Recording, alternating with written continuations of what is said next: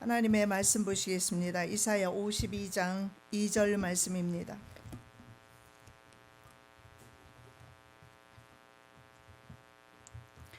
너희가 어찌하여 양식 아닌 것을 위하여 은을 달아주며 배부르게 못할 것을 위하여 수고하느냐. 나를 청종하라. 그리하면 너희가 좋은 것을 먹을 것이며 너희 마음이 기름진 것으로 즐거움을 얻으리라. 아멘. 우리가 세상 물질 따라가지 아니하며 은이나 금을 따라가지 아니하게 도우시고 오직 주님께 순종하며 청종하게 도와주셔서 주가 주시는 기름진 것으로 즐거워하는 주의 백성들 되게 도와주시옵소서. 오늘도 주님께서 친히 말씀 증가하여 주실 줄로 믿사오며 거룩하신 예수 그리스도의 이름으로 기도드립니다. 아멘. 철로 역정 이야기입니다. 철로 역정 천국 가는 이야기 13번째 시간입니다. 자, 오늘 천국 가는 이야기 철로 역정에서는 우리에게 많은 신앙적인 질문을 던지고 있습니다. 자, 첫 번째 질문입니다. 아직도 죄의 습관이 있는가 질문하고 있습니다. 아름다운 궁전에서 그리스도인은 현재 머물고 있습니다. 그런데 신중 아가씨가 이렇게 질문을 합니다. 종종 떠나온 고향이 생각나지 않는지 질문합니다. 이 말은 예수 믿기 전에 그런 생활로 돌아가고 싶지 않은가 질문하고 있는 것입니다. 신중의 질문은 그리스도인이 진정으로 과거 죄의 길을 떠났는지 확인하고 있는 것입니다.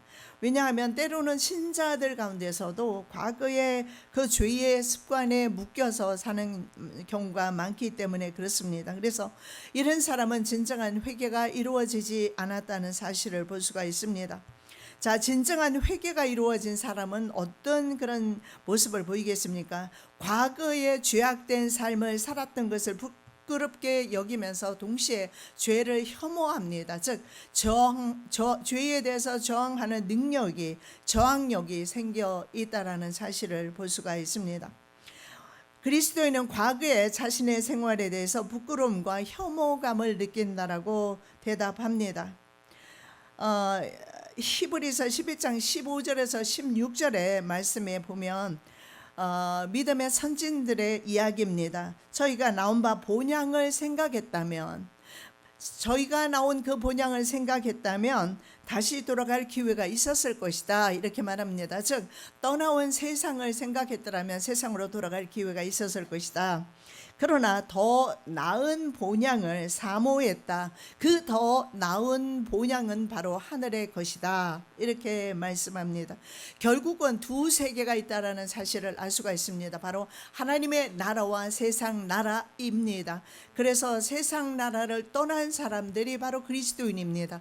어떻게 내가 살고 있는데 떠나 있을까? 우리는 영적으로 이미 심령적으로 이 세상을 떠나 있고 마음이 천국에 가 있어야 된다는 사실을 알 수가 있습니다. 그래서 더 나은 본향, 절대적으로 더 나은 본향이 바로 하나님의 나라이다. 아마 우리 가운데 누구라도 말입니다, 하나님을 만나거나 하나님의 나라를 본 적이 있다면 절대로 이 세상에 연연하지 않을 겁니다. 본 바가 없기 때문에 세상이 더 좋은 것 뿐입니다. 보게 되면 그 다음부터는 세상을 더 사랑하지 않고 하나님의 나라를 더 사랑하게 될 것입니다. 그래서 저희를 위해서 한 성을 예비했다. 결국은 그 국가라는 개념을, 국가 안에 우리가 살고 있는데 또 다른 나라가, 바로 왕이 다스리는 나라, 그 나라가 있다라는 사실을, 그곳을 준비해 놓으셨다라고 말씀하고 있습니다.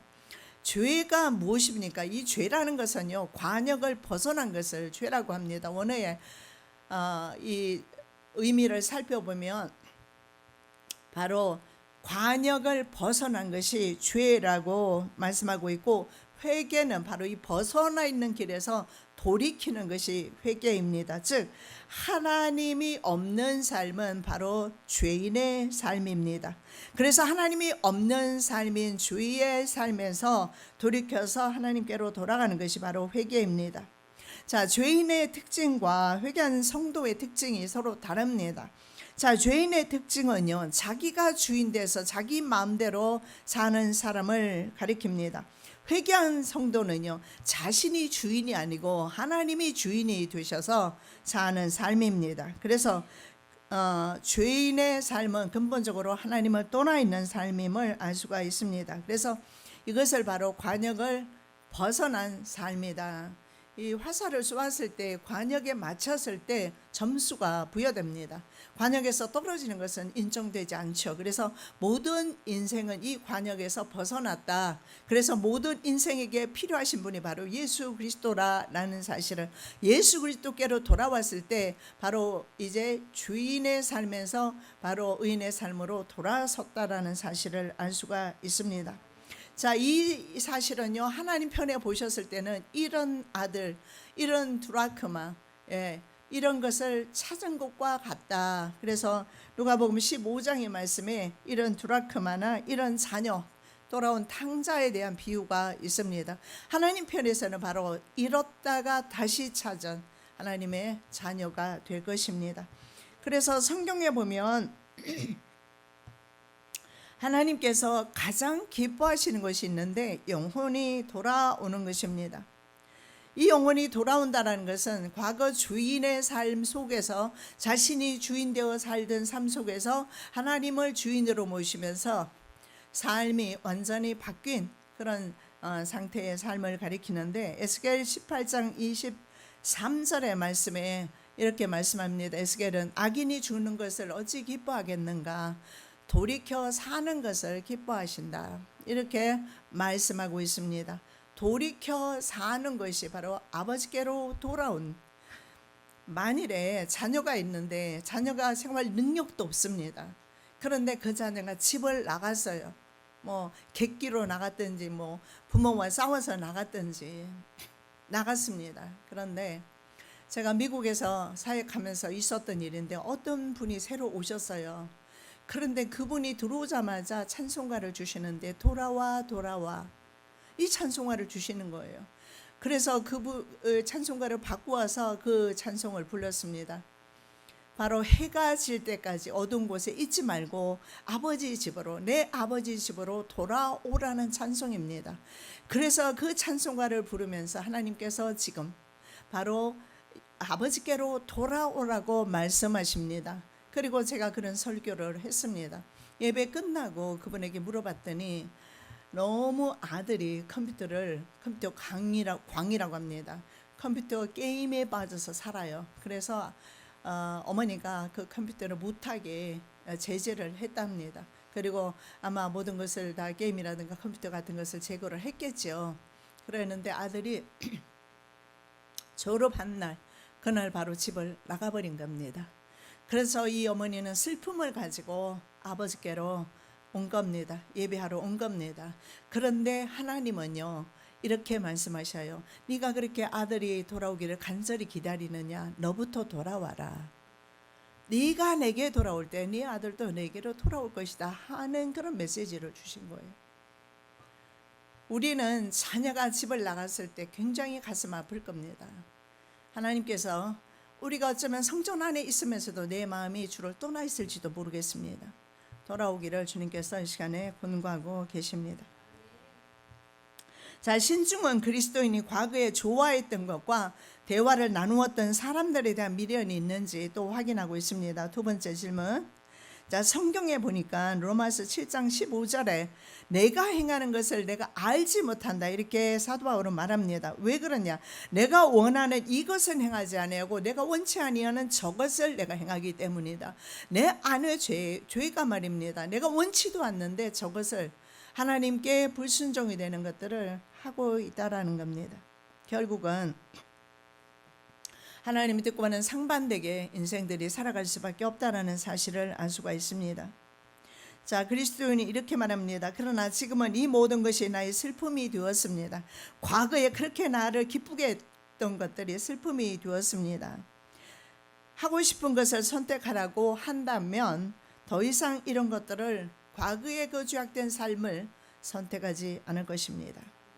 과거 최고의 것이 지금 나에게는 최악의 것이 되었습니다. 이렇게 고백합니다. 저도 그런 경험이 있습니다. 주님을 처음 만났을 때 내가 그렇게 사랑했던 물질, 내가 그렇게 돈을 벌어서 아파트를 사고 싶어 했던 그 돈 말입니다. 그렇게 사랑하면서 사모했던 그 돈, 예수님 만나자마자 바로 놓을 수가 있었습니다. 예수님 만나기 전에는 참으로 그것을 버린다는 것은 어렵다는 사실을 알 수가 있습니다. 그리고 이렇게 말합니다. 그것들은 나의 의지에 크게 거스리는 것들입니다. 아까 사도 바울이 말씀한 것처럼 원하는 이것은 행하지 않고 원치 않은 저것을 자꾸 행하려 한다라는 겁니다.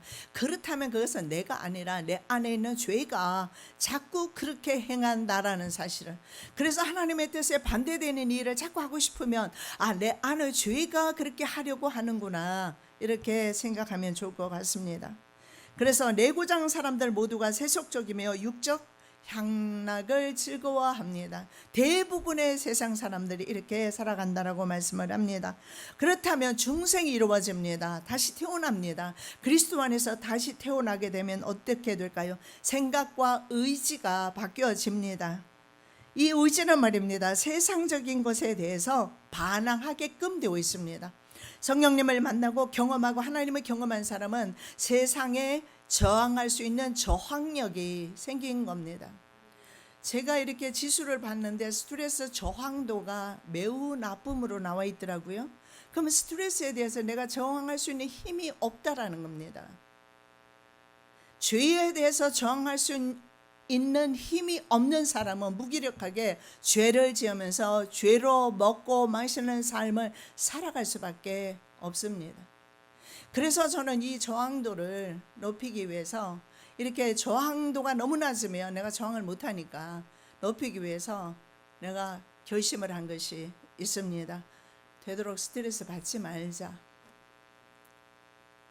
그리고 걷는 운동 많이 하고 햇빛 좀 많이 보면서 내가 건강하게 내 몸과 마음을 유지해야 되겠다. 여러분, 이렇게 잠깐 사는 세상이고, 사실 제가 살아봤자 얼마나 많이 살겠습니까? 이 짧은 세상 이제 살게 되는데, 이 짧은 세상도 건강하게 살기 위해서 결심하고 결단합니다. 하물며 영원한 나라에 들어가서 영원히 살 내 생명에 대해서 무관심하는 것은 자신을 사랑하는 것이 아닙니다.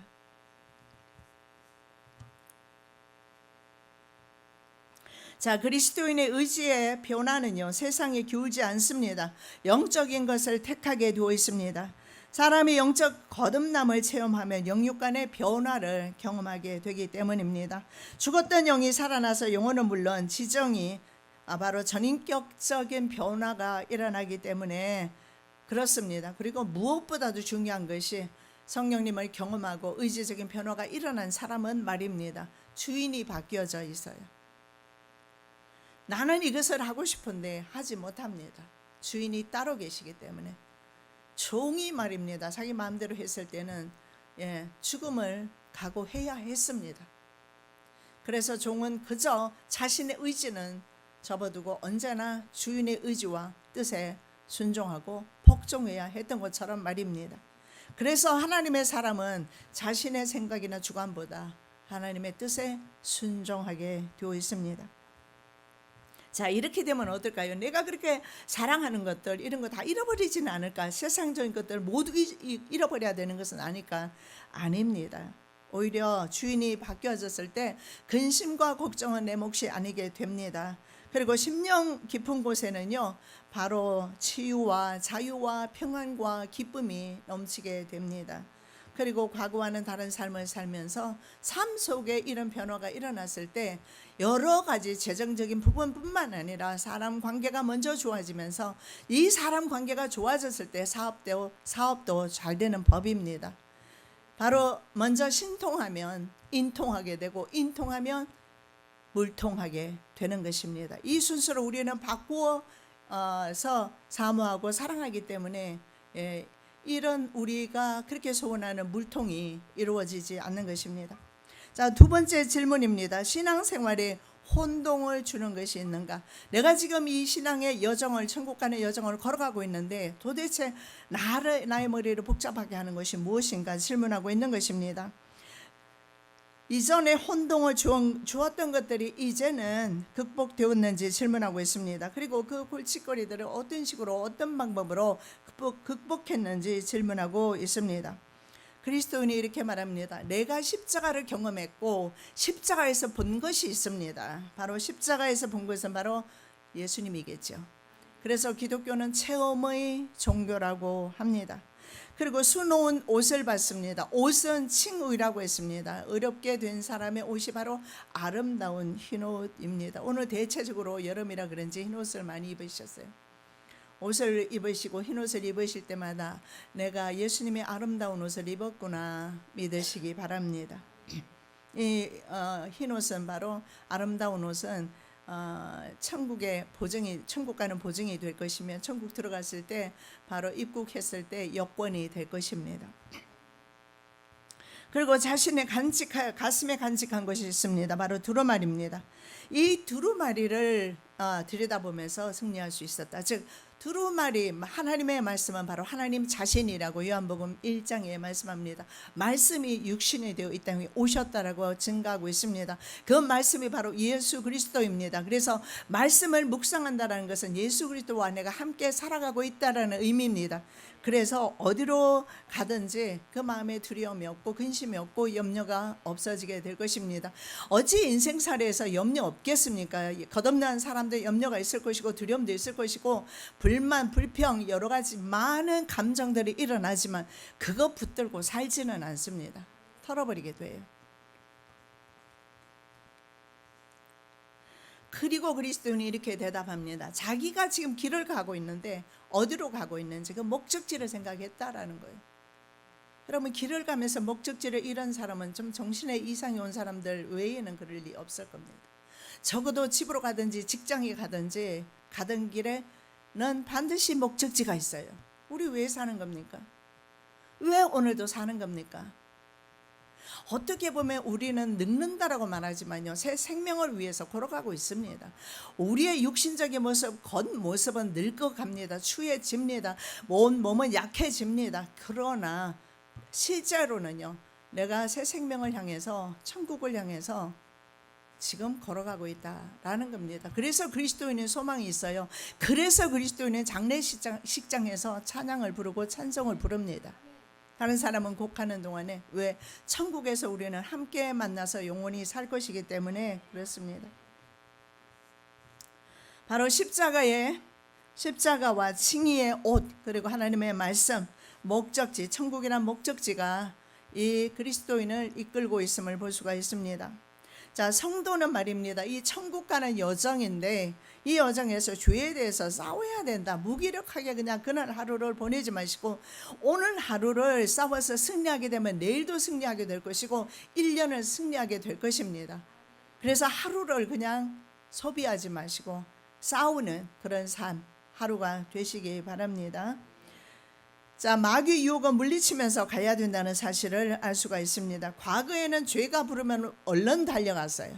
그냥 내 소욕대로, 내 하고 싶은 대로, 내 정욕대로 그냥 술 퍼마시고 싶으면 퍼마시고, 그냥 세상 중국 같은 경우는 마약이 얼마나 성행하고 있습니까? 그래서 마약을 먹고 피우고 그러면서 마약 때문에 자신의 영혼까지 망치는데도 말입니다.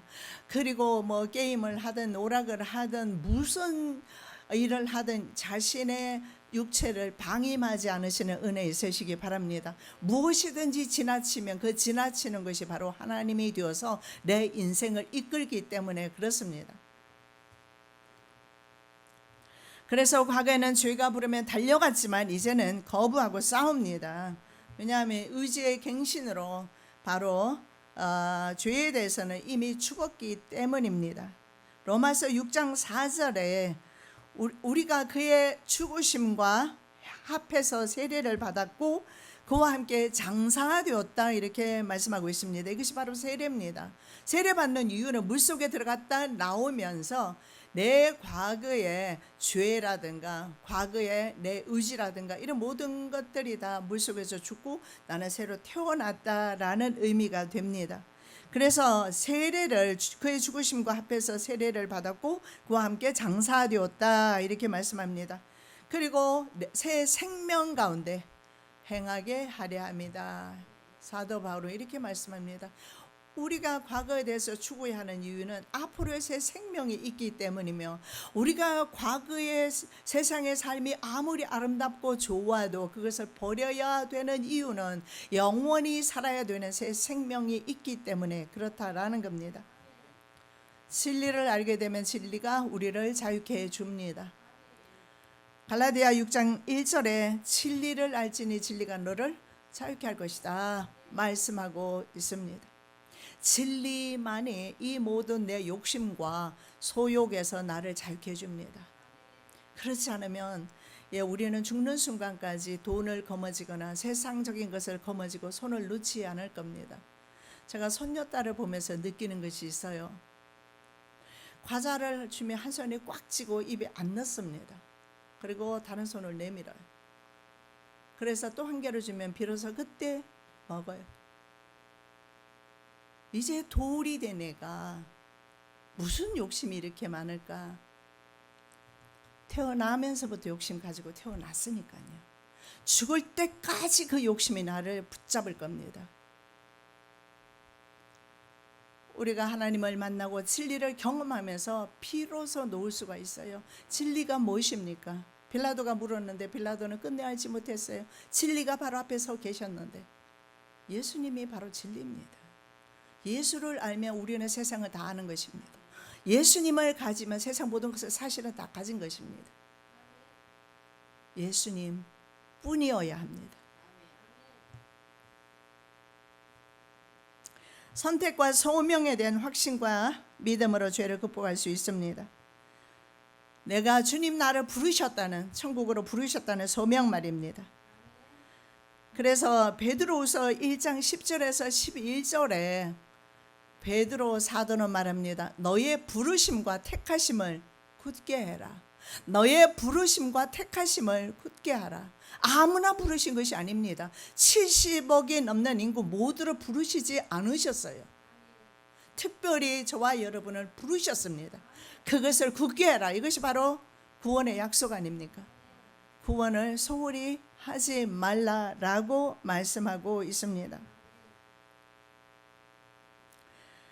왜냐하면 이렇게 부르심을 굳게 하고 나갔을 때 바로 영원한 나라에 들어감을 넉넉히 너에게 주실 것이다. 이 구원의 확신이 있는 사람, 결국은 천국은요 종말론적인 것이지만 현재적입니다. 종말에 들어가는 천국이 아니에요. 이 세상에서도 천국을 경험해야 됩니다. 이 세상에서도 천국의 왕이신 하나님을 경험하고 예수 그리스도를 경험하셔야 돼요. 이것이 바로 현재적 천국입니다. 이것이 바로 예수께서 이 땅에 오셔서 회개하라 천국이 가까이 왔느니라 말씀 선포의 내용입니다. 여러분 심령에 천국이 임하셨습니까? 그러면 모든 일에 여러분의 심령의 평안과 기쁨이 넘칠 줄로 믿습니다. 자, 세 번째 질문입니다. 그러면 왜 시온산으로 가려고 하는가? 이 질문은 왜 뭐 때문에 천국 가려고 하는가 하는 질문과 같지 않겠습니까? 그냥 좋아서요. 지옥보다는 훨씬 낫겠죠. 그러나 천국이 좋은 이유는 천국에 계시는 예수님이 계시기 때문에 좋은 것입니다. 예수 안 계시는 곳은 천국이 아니니까요. 자, 시온산으로 왜 그렇게 가고 싶은지 신중히 다시 질문합니다. 그리스도인은 이렇게 말합니다. 그곳에는 십자가에 달리신 분이 살아계시고 그곳에 가면 예수님이 계시기 때문에 연애해 보셨죠? 저도 7년 연애해서 그렇게 없으면 못 살 것처럼 7년 그렇게 부지런히 연애하고서 헤어졌습니다.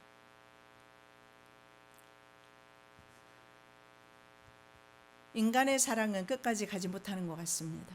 그럼 우리가 예수님을 사랑하면 끝까지 갈까요? 못 갑니다.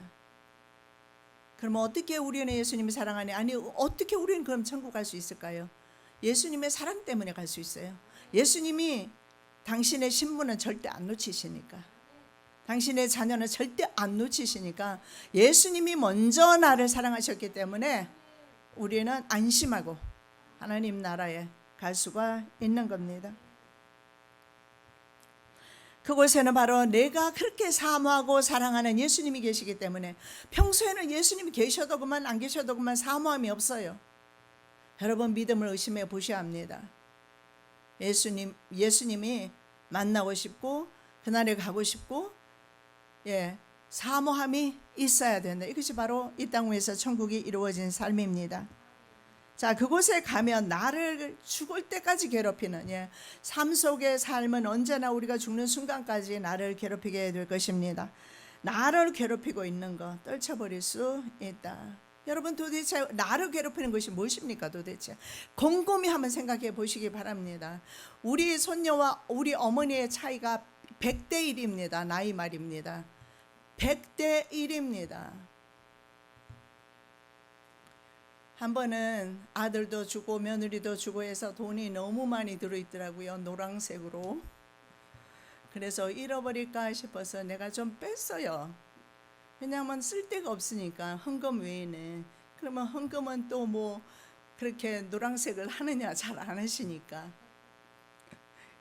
그런데요, 다른 것은 수십 장 있는데도, 파란색은 수십 장 있는데도, 초록인가 파랑인가가 있는데 그거는 노란색이 없으니까 없는 것으로 생각하나 봐요.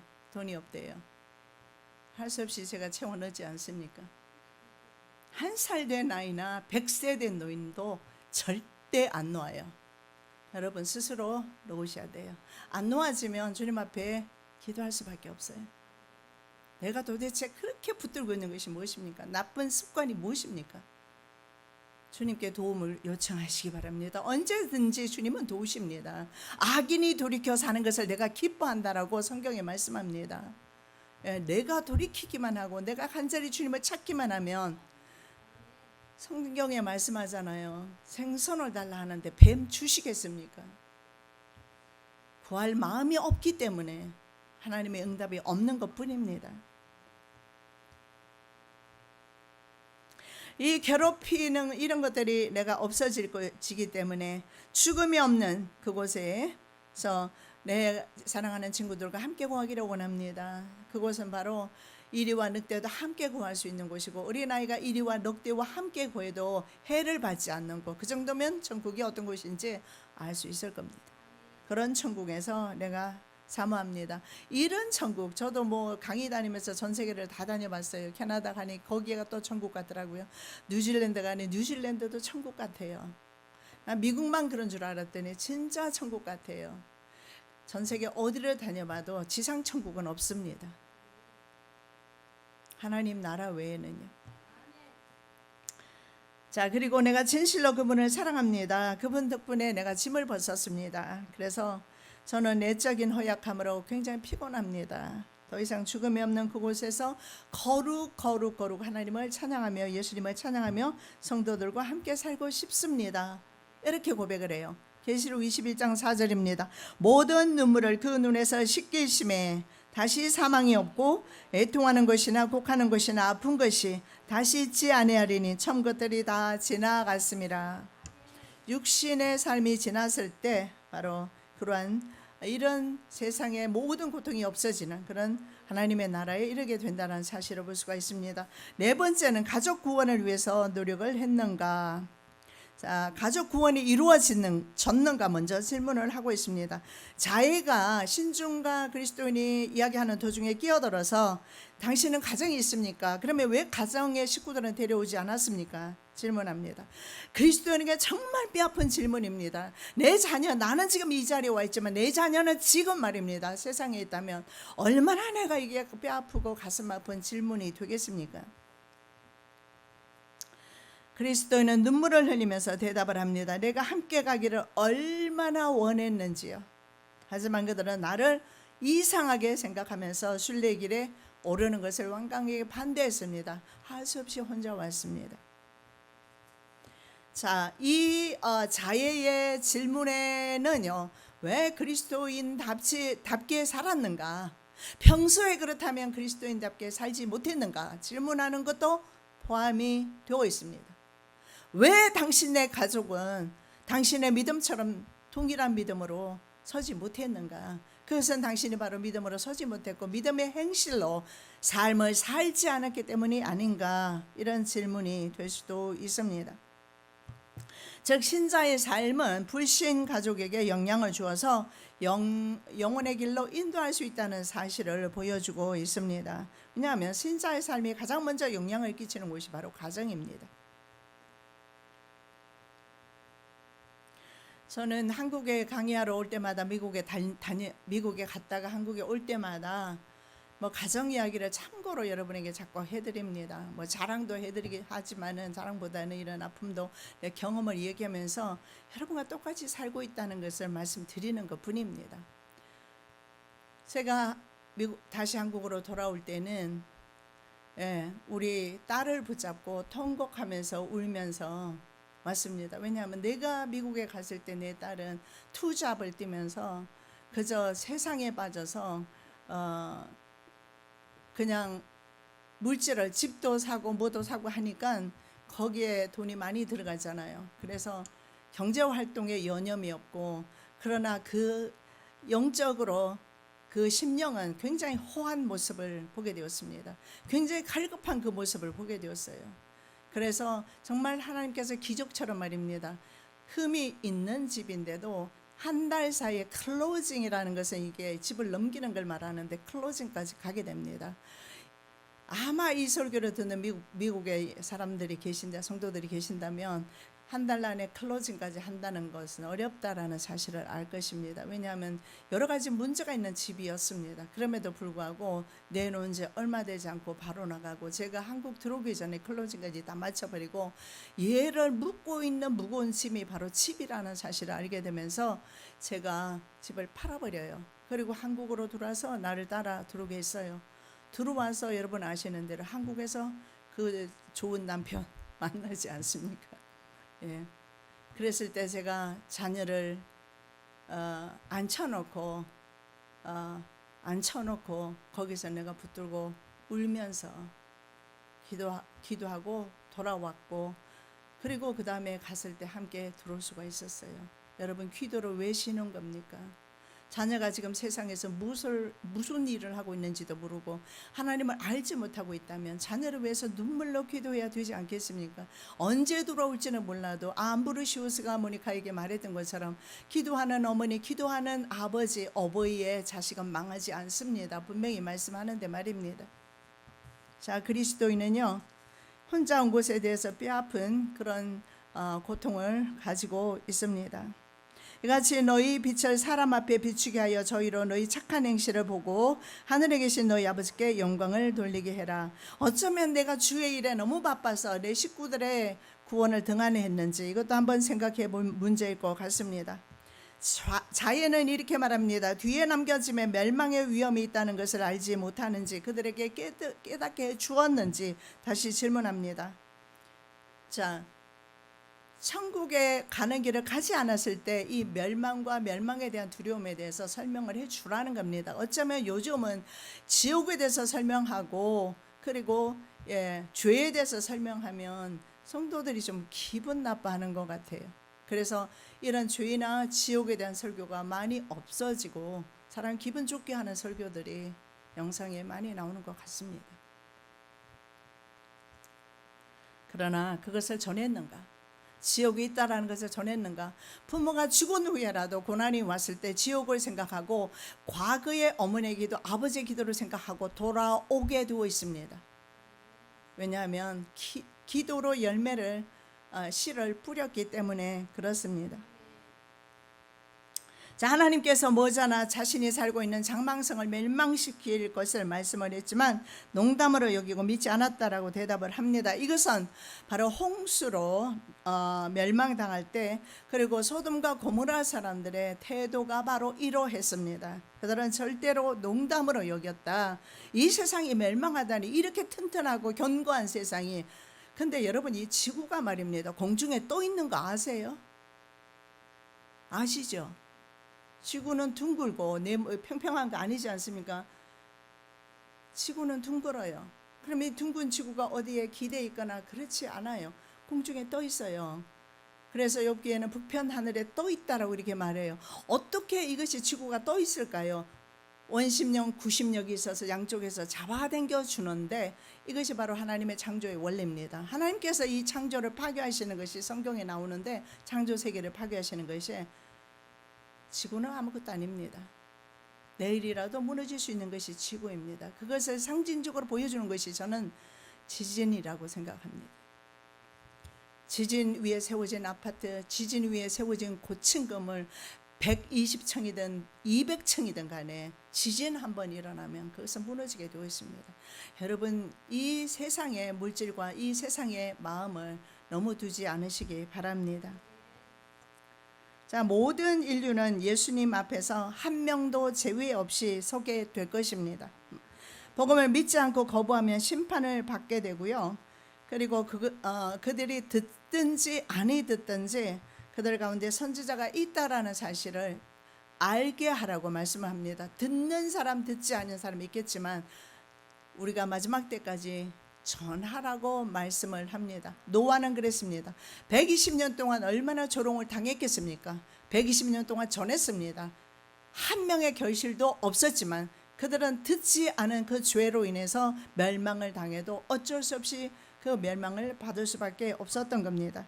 저에 대하여 모든 선지자도 증거하되 저를 믿는 사람들이 그 이름을 힘입어 죄 사함을 받는다 하였느니라. 전하라고 말씀합니다. 그 다음에 가족 구원을 위해서 기도했는가 질문하고 있습니다.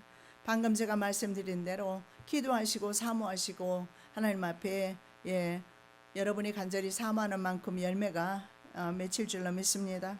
자, 자인은 그들에게 은총을 베푸시어 가족들이 그리스도인의 참된 충고를 받아들이도록 기도했는지 질문하고 있습니다. 그리스도인은 자신의 아내와 자녀는 둘도 없이 귀하다. 정말 요즘 금쪽 같은 내 새끼 그런 프로도 있더라고요.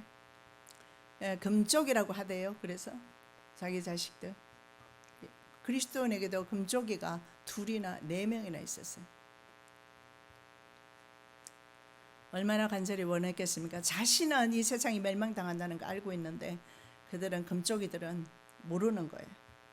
간절히 기도했습니다. 복음을 전하기 전에는 복음을 받아들이도록 기도하고 전한 후에는 복음의 씨가 떨어져 열매가 맺힐 때까지 어쩌면 우리가 죽는 순간까지 금쪽이들을 위해서 여러분 기도하셔야 할 겁니다.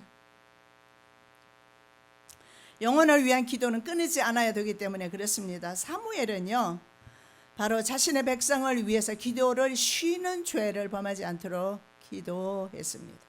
백성들을 위해서 늘 기도하려는 그의 노력과 백성들에 대한 영혼에 대한 사랑을 알 수가 있습니다. 예수님도 마찬가지입니다. 사람들이 없는 새벽 시간에 한적한 곳으로 가셔서 영혼들을 위해서 기도하셨고 예수님이야말로 우리 영혼들을 사랑하셔서 얼마나 사랑하셨으면 자기 몸을 십자가에 버리시기까지 사랑하셨을까요? 예수님은 살아계실 때 이적보다는 하나님 나라를 전하기를 원했습니다. 복음을 영접하기를 더 간절히 원하셨습니다. 이적은 단지 하나님 나라가 있다는 것을 알려주기 위한 수단에 불과하지 이적에 초점을 맞춰서 안 된다. 즉 다른 말로 하면 이적이나 우리가 물질이나 세상 것은요 하나님 나라를 소개하는 데 불과하고 그러나 실제적으로 우리가 전국적으로 하나님 나라에 들어가는 것이 더 중요한 것입니다. 또 선교 사역지나 전도 방향, 오늘 오후에 전도 나갈 텐데요.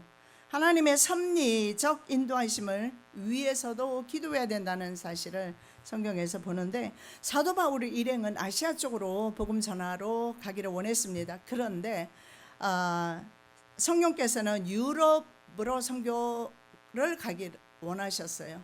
사도행전 16장에 마게도냐로 건너와서 우리를 도우라는 환상을 보게 되는데 그 사람이 누구냐 하면 바로 마게도냐 자주장사 루디아입니다. 그래서 유럽으로 먼저 복음을 전하게 됩니다. 문화가 먼저 발달이 되었고 유럽을 통해서 복음은 미국으로 전 세계로 확장이 되는 것입니다. 아시아 쪽이 먼저 아니었다는 사실을 알 수가 있습니다. 그래서 사도 바울은 이렇게 순종함으로 유럽의 전도문을 열게 됩니다. 자, 멸망의 슬픔과 고통을 설명해 주었는가? 아까 그 멸망에 대한 것을 말했는가 그 같은 말씀이 되겠는데요. 자해는 그리스도인이 멸망이 곧 오리라는 그것을 확신했고 멸망의 두려움과 슬픔을 그들에게 알기 쉽게 설명해 주었는가. 여러분 그런 것 같습니다. 듣든지 아니 듣든지 간에 우리는 주변 우리 만나는 사람들에게 하나님 나라와 그리고 하나님의 심판과 그리고 하나님의 멸망이 있다라는 사실을 그리고 지옥이 있다라는 사실을 멸망은 바로 지옥으로 가는 것 아닙니까? 전해야 될 것 같습니다. 자, 그리스도인이 여러 번 반복해서 세상은 멸망당할 것을 설명해 주었습니다. 왜냐하면 그들은요, 이 그리스도인이 그 철로 역정, 즉 천국 가는 길을 떠나기 전에 굉장히 두려워했습니다. 공포의 두려움, 뜨거운 눈물 이런 것을 봤습니다. 비록 그가 십자가를 경험하기 전이었습니다. 그런데 뭔지는 모르지만 이대로 살아서는 난 멸망이야. 이대로 살면 난 죽음밖에 없어. 이대로 살아서는 큰일 나. 그리고 이 세상은 언젠가는 다 멸망당하고 이 세상은 무너질 거야. 이런 생각을 많이 가졌습니다. 이대로 편안하게 살아서는 안 된다라는 위기의식을 그리스도인은 가졌습니다. 그 위기의식 때문에 전도자의 전도를 받아서 이제 천국을 향해서 떠나기 시작했고 걸음을 옮긴 거예요. 그래서 전도자의 전도를 받고 교회에 처음 온 것과 마찬가지입니다. 그렇게 해도 그 과정 가운데 아직 주님을 만나기 전이라 여러 가지 절망 고인도 만납니다. 그리고 절망의 늪에 빠지기도 합니다. 의심의 성에 갇혔습니다. 초장곁길로 빠지기도 합니다. 이런 여러 가지를 경험하면서 끝내 그 길을 가게 되어 있어요. 왜 그러냐? 하나님께서 우리를 선택하셨기 때문에, 하나님께서 우리를 붙들고 가시기 때문에 그 길을 승리하는 거예요. 내가 붙들면 놓칠 텐데 말이에요. 아기를 키울 때 보십시오. 이제는 우리 손녀딸 손잡고 걸어갈 만해요. 그러면 되게 빨라요. 그런데 내가 손잡아줘야지 얘가 넘어지지 않아요. 아직 다리 힘이 없으니까. 내가 꽉 잡아줘야 돼요. 차를 타도 자기가 마음대로 다 할 것 같이 움직여요. 그런데 급정거했을 때는 그대로 부딪힐 수밖에 없어요. 그러면 내가 잡아야 돼요. 가실 때는 잘 안 앉으려고 하니까, 묶이는 거 싫어하니까. 다 싫어하겠지만 그것이 내 생명을 구한다는 사실을 우리는 기억해야 합니다. 제가 지난주에 몇 번이나 이걸 제가 말씀을 드리는데, 유모차가 상당히 높은 유모차예요. 교회 밖에 있어요. 거기에 이 아이가 서 있었어요. 내가 아무리 묶으려고 해도 엄마가 묶으면요 바로 묶여요. 근데 할머니는 잘해준다는 생각만 있는지 안 묶여요. 그래서 안 묶고 제가 마트에 갔습니다. 반질반질한 시멘트 바닥인데 사람이 앞에 오길래 내가 나도 모르게 우측으로 틀어버렸어요. 얘가 서 있는 상태에서 이 정도 높이 되겠죠. 이 정도는 적어도 그대로 곤두박질 쳐서 바닥을 치는데 저는 아유 머리가 이제 깨졌구나. 진짜 눈앞이 하얘졌습니다. 그런데 그 와중에도 내 눈에 들어오는 것은 두 손으로 이걸 짚더라고요. 얘가 힘이 상당히 좋아요. 왜냐하면 막 2kg 아령도 들고 하거든요. 돌대 나이가. 잡았어요. 그래서 이마는 살짝 스치고 그냥 조금 혹이 나온 정도로 그쳤어요. 그럼 얘가 힘이 좋아서 위기를 못 면했을까요? 전 그렇게 생각 안 해요. 하나님의 절대적인 보호와 도우심으로 우리 주님 없이 못 삽니다. 주님이 내 인생을 도우셔야 인생길이 편합니다. 자, 그렇다면 그들은 왜 따라오지 않았는지 질문하는데, 우리에게 동시에 주시는 질문이에요. 세상 물질과 영화를 잃을까봐 이거 도저히 못 놓는 거예요. 자녀들은 쾌락에 빠져서 그래서 따라오지 않았다. 롯의 아내는 세상 재물 때문에 뒤돌아보다가 소금 기둥이 되었습니다. 자인은 이렇게 말합니다. 혹시 당신의 무질서하고 공허한 생활이 당신이 자녀들에게 설득력을 약화시킨 것은 아닌가. 당신과 동행하는 의도를 잃어버린 것은 아닌가. 엄마가 하는 것은 싫어. 아버지가 하는 것은 무조건 싫어. 이렇게 된 것은 아닐까. 그런데 그리스도는 말합니다. 자신은 이미 논쟁 가지고 안 되거든요.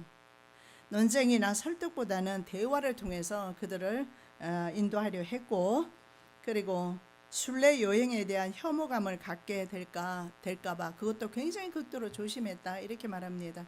그래서 그리스도는 상당히 자녀에게 선한 영향력을 끼치기 위해서 조심했다라는 사실을 알 수가 있습니다.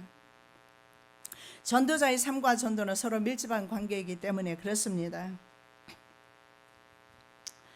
그래서 그리스도인은요, 겸손함으로 자신의 연약함과 부족함을 인정하고 있습니다.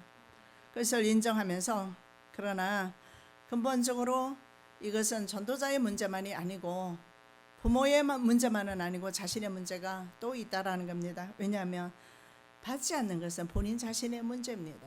이것은 틀림없이 하나님께서 선택하지 않았거나 아니면 때가 되지 않았을 것입니다. 자, 소돔과 고모라 사람들을 보시면 그들은요 순종하지 않게 됩니다. 노아도 시대도 마찬가지입니다. 그들은 순종하지 않습니다. 듣는 것을 하지 않습니다. 어떻게 보면 이 세상이 심판당할 것이라는 소식은요 기쁜 소식입니다. 내가 받아들이기만 하면 바로 구원의 소식이기 때문에 그렇습니다. 너희가 어찌하여 양식 아닌 것을 위하여 은을 달아주며 배부르게 못할 것을 위하여 수고하느냐. 나를 청종하라. 그리하면 너희가 좋은 것을 먹을 것이며 너희 마음이 기름진 것으로 즐거움을 얻으리라.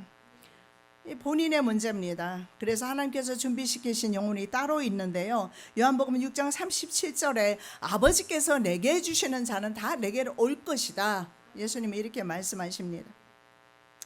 자인은 가인이 자기 동생 아벨을 미워한 것은 자신의 행위가 악해서이지 그리고 동생은 의로웠기 때문이다 라고 설명하고 있습니다. 그래서 아내와 자식들이 그리스도인의 그 배려하는 태도와 조심스러운 행동 때문에 화를 냈다면 구원으로 인도되기에 가능성이 없는 사람들이 아닌가 이렇게 말합니다.